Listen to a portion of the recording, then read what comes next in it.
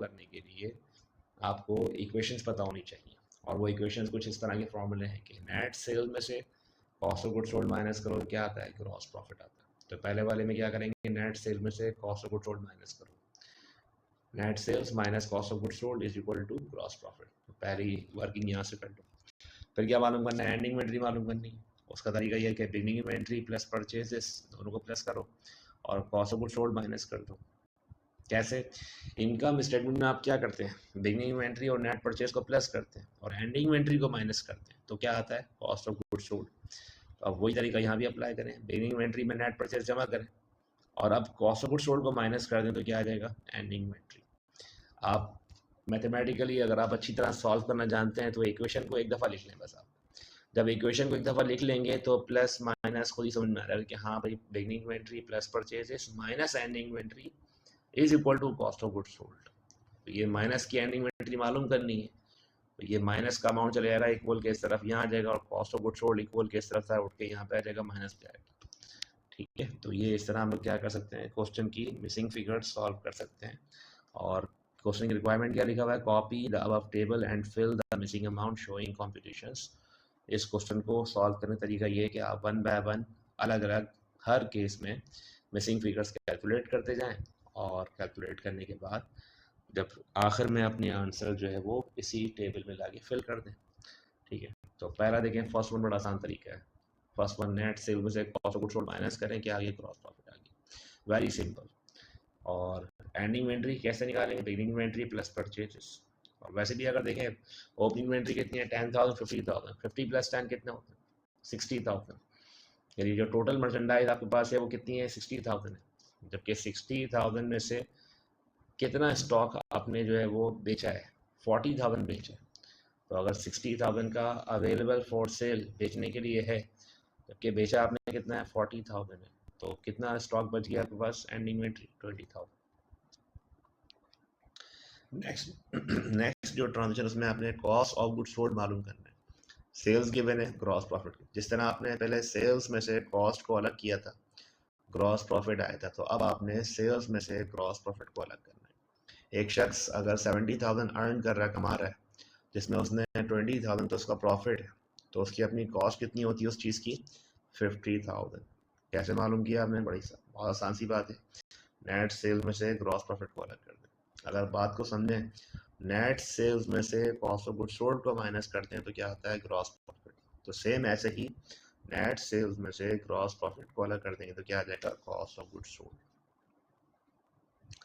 इसके बाद जब कॉस्ट ऑफ गुड्स सोल्ड मालूम कर लिया, वो कितना आ रहा है, 50,000 आ रहा है। अब रिमेंबर कि आपको नेट परचेज मालूम करनी है, और फॉर्मूला हमारे पास क्या है, फॉर्मूला ये है कि beginning inventory plus purchases minus ending inventory is equal to cost of goods sold.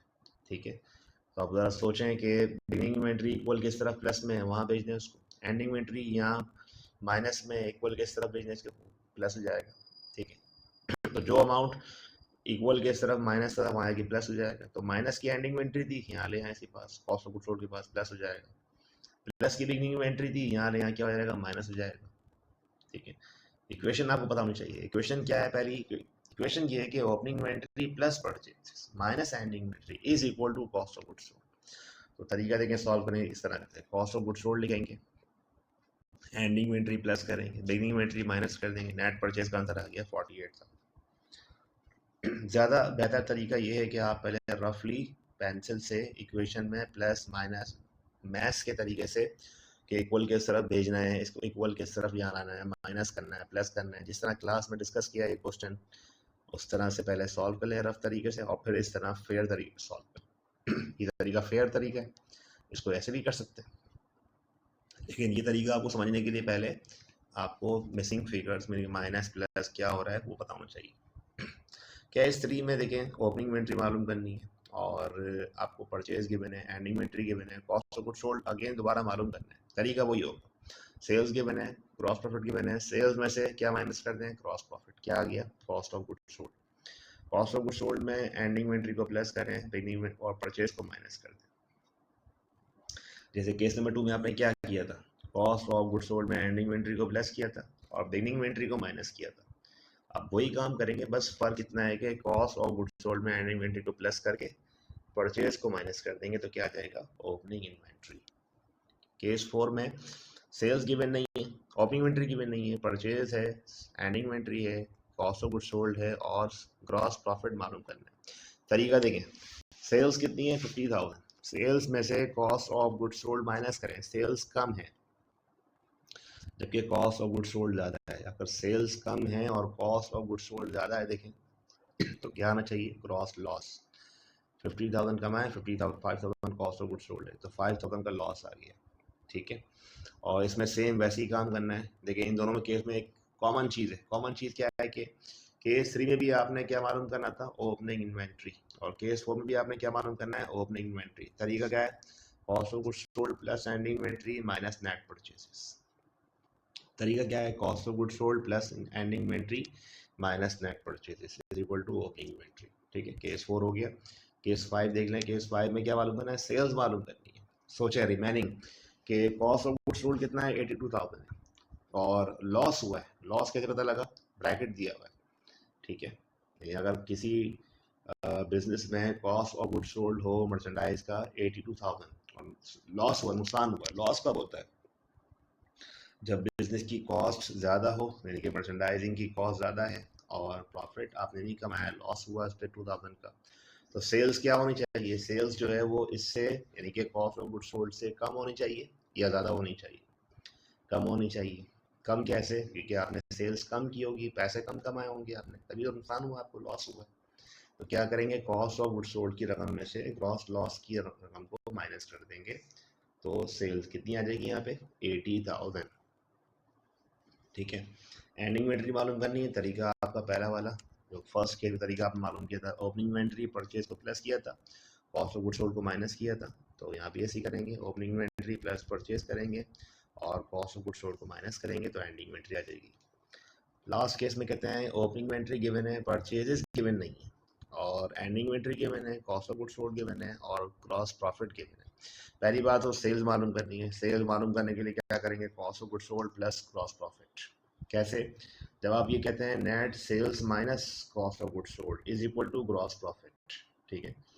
जब माइनस का कॉस्ट ऑफ गुड्स सोल्ड था is equal to gross profit है, तो माइनस के कॉस्ट ऑफ गुड्स सोल्ड को उठाएं, ग्रॉस प्रॉफिट के पास ले आए, तो क्या हो जाएगा, cost of goods sold plus gross profit is equal to net sales. तो ऐसे ही करेंगे यहाँ पे भी लास्ट में, कॉस्ट ऑफ गुड्स सोल्ड को ग्रॉस प्रॉफिट में प्लस कर लेंगे दोनों को, यानी कॉस्ट और प्रॉफिट दोनों को रखें मिलाएं तो आपकी टोटल सेल बन जाती है, कितनी है 72,000 कॉस्ट और प्रॉफिट कितना है 28,000।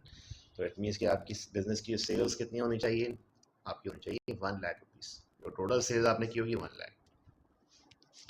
परचेजेस मालूम करना है, परचेज मालूम करने का तरीका देखिए केस नंबर 2 की तरह, केस नंबर 2 था कॉस्ट ऑफ गुड सोल्ड, आपने एंडिंग इन्वेंट्री प्लस किया था, ओपनिंग इन्वेंट्री माइनस की थी, परचेज आई थी, यहाँ भी ऐसे ही करेंगे, कॉस्ट ऑफ गुड सोल्ड और एंडिंग इन्वेंट्री दोनों को प्लस कर लें, प्लस करने के बाद क्या करें, बिगिनिंग इन्वेंट्री माइनस कर दें, ठीक है। तो केस 4, ये केस 5 और 6, तो केस 5 और केस 6 के अमाउंट देख लें, मैच कर लें, तरीक़ेकार किस तरह करना है। और सॉल्व करने का सबसे आसान तरीका ये कि आप पहले रफ तरीके से पेंसिल से इक्वेशन लेके बैठें, सॉल्व करें, सॉल्व बात समझ में आ जाएगी।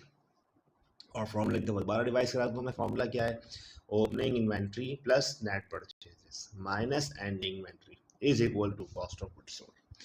तो ये तो एक होगा इक्वेशन इसकी, आप इसी में से आप अपना डिफरेंट मालूम करते जाएं कि कभी आप इसको एक्स सपोज कर लें, कभी आप इसको एक्स सपोज कर लें, और जब आप किसी को एक्स सपोज कर लेते हैं मैथ्स के इक्वेशन के हिसाब से, तो उस एक्स को सेपरेट कर लेते हैं, अलग कर लेते हैं और इक्वल के उठा के उस तरफ भेज देंगे, अगर वो माइनस का होगा तो वहाँ जाके प्लस जाएगा, ठीक है। तो इस तरह उसको इक्वेशन में चेंज करते हैं। और ये वाली इक्वेशन क्या होती है, net sales minus cost of goods sold is equal to gross profit. अब आप net sales cost of goods sold minus हो गया, जीपी ग्रॉस प्रॉफिट आ गया। अब इसी तरह से इसमें भी कर लेंगे इक्वेशन की तरीके से जिस तरह करते हैं हम लोग, ठीक है। तो लास्ट में अपने सारे आंसर जितने भी हमने आंसर मालूम किए, फाइंड किए, उन आंसर्स को फिल कर दें, जिन आंसर्स को आपने जो है वो मतलब फाइंड आउट किया है, जैसे आपने